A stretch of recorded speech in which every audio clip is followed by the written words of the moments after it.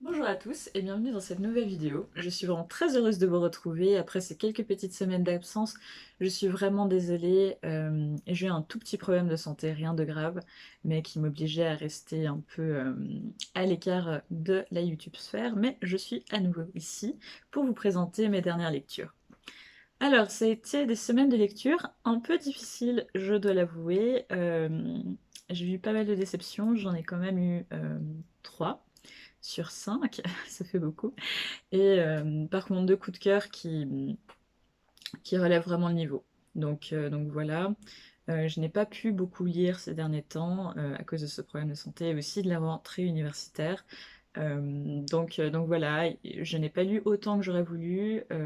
J'ai pas mal de livres en cours en ce moment, j'ai essayé plusieurs styles différents. Donc voilà, c'est des semaines, un mois un peu difficile au niveau lecture. J'essaye à tout prix d'éviter la panne de lecture parce que ça m'est déjà arrivé par le passé. D'ailleurs, dites-moi si une vidéo au sujet de comment éviter la panne de lecture vous intéresse, je serais ravie de la tourner. Euh, et du coup, voilà, je vais vous présenter ce que j'ai pu terminer, ou pas terminer, parce que je vais en parler aussi. Et je finirai par mes deux coups de cœur, parce que autant finir sur quelque chose de positif. Alors, en tout premier, j'ai lu Un hiver long et rude de Mary Lawson, donc aux éditions 10-18. Alors, de quoi ça parle? Ça parle de la famille Cartwright dans les années 70-80 et au Canada. Et la mère Cartwright, Emily, a donné naissance à beaucoup d'enfants. Et elle a une particularité, c'est qu'elle ne s'occupe que de son dernier-né et qu'elle abandonne toujours les autres. Ce qui fait que la fille aînée, Megan doit s'occuper de ses frères cadets. Mais Megan, un jour, décide de partir sur le vieux continent et de laisser sa famille seule, se débrouiller. Donc on va suivre à la fois Megan, qui part sur le vieux continent très très jeune, et de l'autre, cette famille Cartwright complètement abandonnée par cette mère qui ne s'occupe que de ses derniers enfants. J'ai vraiment pas aimé. Je me suis arrêtée au tiers et peut-être à la moitié, je me souviens plus exactement, ça fait un petit moment. Vraiment, c'était, j'ai pas aimé. J'aimerais trouver du positif à ce roman, je n'en ai pas trouvé. Je me suis accrochée longtemps et ça n'a pas suffi. Donc déjà, mon problème, ça a été Emily. Je veux bien qu'elle soit une mère toxique. Enfin, je comprends le but et l'importance de ce genre de récit, j'en ai lu beaucoup. Néanmoins, c'était assez mal géré. J'ai trouvé que on ne s'attachait pas aux personnages, on avait des focus sur chacun des différents personnages, mais en même temps, on n'apprenait pas à les connaître, on n'avait aucune empathie envers eux. Dans la quatrième de couverture, on nous dit que c'est un roman tout en finesse, plein de tendresse, de colère et d'amour. Honnêtement, la colère, d'accord, j'ai ressenti parce que c'est vraiment atroce ce que cette mère fait subir à sa famille, et le père aussi, qui reste, on va dire, passif. Mais alors, la tendresse, l'amour, je les ai pas vus. Vraiment assez déçue, même complètement déçue. Je regrette parce que je m'attendais pas à ça en fait. J'ai trouvé que le tout était brouillon avec des retours en arrière censés être un peu mystérieux, mais en fait on comprend assez vite ce qui s'est passé. Euh, J'avais espoir, étant donné que ça se passait dans une petite ville du Canada, qu'on ait vraiment cette ambiance pleine de secrets, etc. Mais on sent que c'est vers là que se tourne l'auteur, mais d'un autre côté, c'est pas très bien amené. Il n'y a pas vraiment de suspense. Il y a quelque chose qui manque. Il manque peut-être de corps, peut-être aussi de prendre le temps de développer la situation et pas uniquement le côté très dérangeant de la situation. Donc voilà, je ne le finirai pas. Je ne lirai pas d'autres romans de cet auteur, pour l'instant en tout cas. Mais je reste très très déçue. Ensuite, j'ai lu une autre déception que je n'ai pas finie non plus. Âpre cœur de Jenny Jang, donc aux éditions Piquier. Vous savez à quel point j'aime les éditions Piquier. Alors, de quoi ça parle? Pourtant, d'ailleurs, petite parenthèse, tout le résumé m'avait trop donné envie et ça fait depuis qu'il est sorti, donc ça fait depuis 2018, je crois. 2019, ça fait depuis 2019 que je bave dessus, hein. Et heureusement, je ne l'ai pas acheté, je l'ai emprunté à la bibliothèque parce que j'ai été déçue. Donc, de quoi ça parle? Ça parle de jeunes filles, donc entre 7 et 9 ans, qui arrivent à New York, qui sont issues de l'immigration chinoise aux États-Unis. Et en fait, on va suivre leur vie de misère. Euh, Et si ça m'avait l'air très intéressant, parce que c'est censé être un témoignage très brut de cette immigration, de la misère d'une partie de cette immigration aux États-Unis, en fait, j'ai lu une scène qui m'a fait arrêter le roman. En fait, à un moment donné, une de ces jeunes filles, donc qui a entre 7 et 9 ans, je le rappelle, euh, va participer d'assez près en fait à un abus envers une autre de ces très jeunes filles. Et c'était extrêmement descriptif et je n'ai pas pu, j'ai pas fini la scène, j'ai fermé le roman. Ça faisait déjà un moment que j'avais envie de le terminer, j'ai pas apprécié. Euh, le cru ne me dérange pas, dire des vérités ne me dérange pas, je trouve important d'en lire de temps en temps, mais c'était trop. C'était très dérangeant, très sombre, c'était pas possible. J'ai vraiment pas aimé. Je n'ai pas aimé la manière dont c'était écrit parce que on peut parler de choses atroces, mais le dire d'une certaine manière, et là, je n'ai pas aimé. J'ai pas pu continuer. Donc voilà, je ne vous le conseille pas de nouveau. Mais si vous vous intéressez peut-être à l'immigration, ça peut être des choses qui pourraient vous intéresser. Néanmoins, je ne le finirai pas. Donc voilà, pourtant il y avait de bonnes idées, il y avait des passages très émouvants, notamment sur les types de logements, ou encore on voit transparaître les questions de réseau, en fait, d'immigration, qui sont très très intéressants. Mais ça, c'était pas possible. Je... Assez triste parce que je pense qu'il y a de très bonnes choses dans ce roman, mais cette scène m'a juste... je n'ai pas pu terminer. Ensuite, troisième et dernière déception, heureusement. Mais bon, cette déception s'explique en partie, donc je vais nuancer mon propos. J'ai lu Géante, histoire de celle qui parcourut le monde à la recherche de la liberté de Dévenet et Tamarit, et ça a été aux éditions Delcourt, pardon. Et bon, déjà, on va s'arrêter 2 minutes sur l'objet livre qui est absolument magnifique, magnifique. Et je vais vous expliquer pourquoi je suis mitigée. Alors de quoi ça parle? Ça parle d'une jeune fille qui s'appelle Céleste, qui est très très grande et qui est recueillie par une famille. Et elle va en fait découvrir le monde. Donc, sublime, enfin c'est juste sublime. Alors, je l'avais emprunté à la bibliothèque parce que je suis un peu dans ma vibe BD féministe, surtout qu'on en retrouve plusieurs dans la bibliothèque où je vais. Et étant donné que ça coûte assez cher et que je n'ai pas forcément le temps aussi de faire une grosse sélection en librairie, je me suis dit, ben, emprunte déjà un certain nombre de celles que tu voudrais lire et tu achèteras dans un de second temps celles qui t'ont le plus plu en librairie. Parce que j'aime bien posséder l'objet livre quand même, comme le témoigne une petite partie de mes bibliothèques. Et du coup, c'est ce que j'ai fait. Donc, la dernière fois, je vous ai présenté Podum, que j'ai adoré. Et là, je vous présente Géante, que j'ai lu juste après Podum. Et je pense que c'est pour ça que je n'ai pas autant apprécié que ça mes lectures. Il y a beaucoup de similitudes à faire entre Géante, Podum, ou encore le coup de cœur que je vais vous présenter après, Morgane.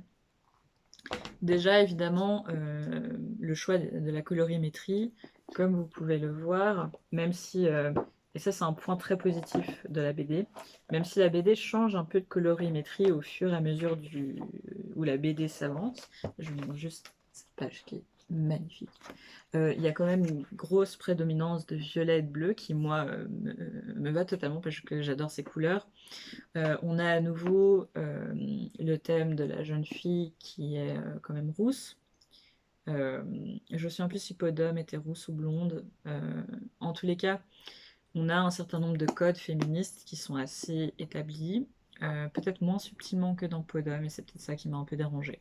Parce qu'en fait, le problème que j'ai trouvé avec cette BD, c'est que certaines choses n'étaient pas très très subtiles, et ça a pu me poser problème.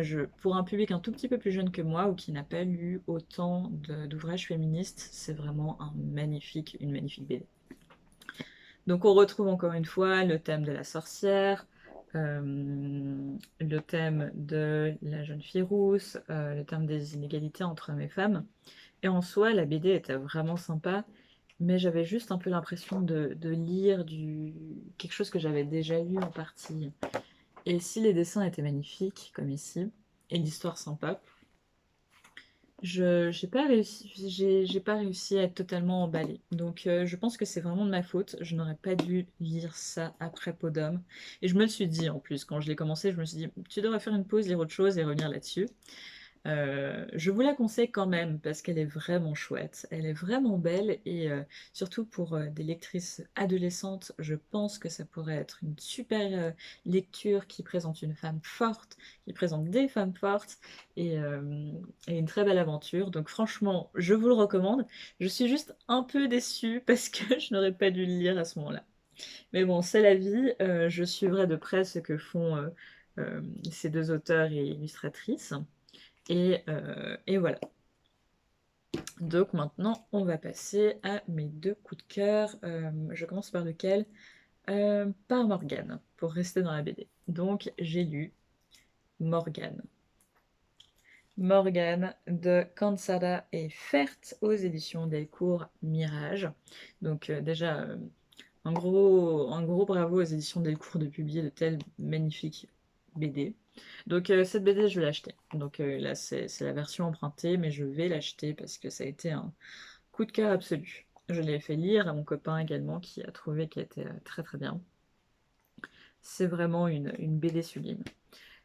Euh, donc, qu'est-ce que je peux dire là-dessus? En fait, on va suivre Morgane et le pitch de départ, c'est que c'était à Morgane que devait revenir Camelot et son frère, par un stratagème assez machiavélique mettant aussi en scène Merlin, va l'empêcher d'avoir le trône. Et Morgane, en fait, va devenir l'assistante de Merlin. Alors déjà, première chose, les images sont sublimes. J'essaie de vous trouver une belle image, mais en fait, elles sont toutes sublimes. Je vous présente au début, par exemple. Regardez-moi ça, c'est juste magnifique. La colorimétrie change beaucoup en fait au fur et à mesure. Donc là, vous voyez, on était dans une tendance de violet, là plutôt de vert-gris. Ensuite, on continue vers toute une gamme de couleurs en passant par exemple par le jaune. Je fais exprès de ne pas laisser longtemps les pages pour vous garder la surprise de la lecture quand même. En passant par de nouveau un peu de violet, plus foncé. Donc vraiment un très très beau travail, très très très beau travail d'illustration, un très très beau travail d'écriture. C'est le même illustrateur que celui qui a fait, je ne sais pas si vous connaissez, Peau d'âne, qui est sublime. Et on sent sa patte. Moi, j'adore cet illustrateur. Je vais vraiment suivre tout ce qu'il fait et acheter tout ce qu'il fait parce que c'est magnifique. L'histoire était super. On avait une femme extrêmement forte, des femmes extrêmement fortes. C'était haletant, c'était bien pensé. Si vous aimez le mythe arthurien, si vous aimez ces légendes, si vous aimez Morgane, tout simplement, foncez. Il y avait à un moment donné une très très belle référence à Macbeth. Donc voilà, je vous la laisserai la découvrir si ça vous intéresse. Mais vraiment, je n'ai rien à dire, en fait, tout était parfait. Je suis déçue qu'elle n'ait pas été plus longue et j'aime beaucoup le format aussi. Donc c'est une petite BD par rapport à Géante. Vous voyez, elle est vraiment plus petite, plus compacte, beaucoup moins large et haute. Et je trouve que c'est un chouette format. Très très beau travail d'édition. Vraiment rien à dire. Foncez. Foncez. Et mon copain l'a aimé aussi. Donc vraiment. Et on a des goûts assez différents. Donc un petit bijou. Et j'en ai parlé à la bibliothèque. Et les bibliothécaires étaient d'accord avec moi. C'est vraiment une BD magnifique. Et je suis déçue qu'on n'en parle pas plus que ça. Et enfin, pour terminer, mon autre coup de cœur, il s'agit de Le Faiseur de rêves de Laini Taylor aux éditions Lumen. Alors, de quoi ça parle? On va suivre deux personnages principaux, donc Laszlo, qui est un orphelin recueilli par des moines, qui va devenir bibliothécaire et qui rêve d'une cité dont tout le monde a oublié le nom et que tout le monde pense mythique. Et une jeune fille qui a la peau bleue. Et je vais m'arrêter là parce que sinon je vous dévoile toute l'histoire. Et d'une manière ou d'une autre, ils vont se retrouver tous les deux dans cette cité sans nom. C'était magnifique. Donc moi, on me l'avait vendu, évidemment, il est passé vraiment beaucoup sur BookTube. On me l'avait vendu comme quelque chose d'extrêmement onirique, comme un conte qui ne s'arrête pas. Moi, je l'ai pas vraiment vu comme ça. Pour moi, c'était un très bon bouquin de fantasy et un très bon bouquin de fantasy young adulte, mais ce n'était pas particulièrement onirique. Mais c'était quand même très très beau. J'ai tout aimé. J'ai bien aimé le twist final, je ne m'y attendais pas. J'avais pensé à autre chose. Euh, j'ai été transportée du début jusqu'à la fin. Le début met un tout petit peu de temps à se mettre en place. C'est pas forcément très intéressant parce qu'en fait, on va développer des personnages qu'on ne va pas vraiment exploiter après. Mais je pense que ça changera dans le tome 2. J'ai d'ailleurs emprunté le tome 2, donc je vous dirai ça. Mais pour l'instant, c'est mon seul petit regret. Néanmoins, c'était vraiment très très chouette. Une très belle lecture qui se lit très bien, très vite d'ailleurs. C'est écrit assez gros. Franchement, si vous cherchez un livre young adulte vraiment sympa, qui vous tient en haleine et qui a quand même des petits rebondissements qu'on ne voit pas venir, je vous le conseille. C'était vraiment chouette. Et je lirai le tome 2. On m'a dit que le tome 2, la fin était horrible. D'ailleurs, je regrette qu'on me l'ait dit parce que... Et du coup, je devrais pas vous le dire. Mais c'est vrai que c'est un peu le problème avec ces séries qui sont extrêmement populaires, c'est qu'au bout d'un moment, même si vous essayez de ne pas vous faire spoiler, vous vous faites spoiler. Donc c'est aussi la raison pour laquelle j'ai mis beaucoup de temps à lire, c'est que je savais comment ça se terminait et ça m'a beaucoup déçu du coup d'être en quelque sorte hypée par ce roman, mais en même temps de savoir exactement comment ça allait finir. Donc voilà, c'était mon petit coup de gueule, mais bon, je viens de faire exactement pareil, donc je ne vais pas trop critiquer. Mais en tout cas, c'était vraiment chouette, et je lirai la suite, qui est en ce moment même dans mon sac à main, et j'aurai fini cette petite duologie. Lénine, tout à l'heure, je la connais parce que j'avais vu passer sa première série, qui ne m'avait pas du tout attirée, mais je continuerai à suivre ce qu'elle fait parce que c'est très très sympa. Donc voilà, c'est tout pour mes dernières lectures. J'espère que ça vous a plu. Je vous avais dit que je reviendrai avec une vidéo mes envies de lecture pour 2021. C'est prévu. Je suis en train de la préparer et je reviendrai vers vous avec d'autres concepts également de vidéos. En tous les cas, si la vidéo vous a plu, laissez un pouce en l'air, ça fait vraiment toujours plaisir. Un petit commentaire, n'hésitez vraiment pas. Dites-moi ce que vous êtes en train de lire ces derniers temps, ça m'intéresse toujours et ça me donne toujours de belles idées de lecture. Et en tout cas, je vous souhaite le meilleur et à très bientôt.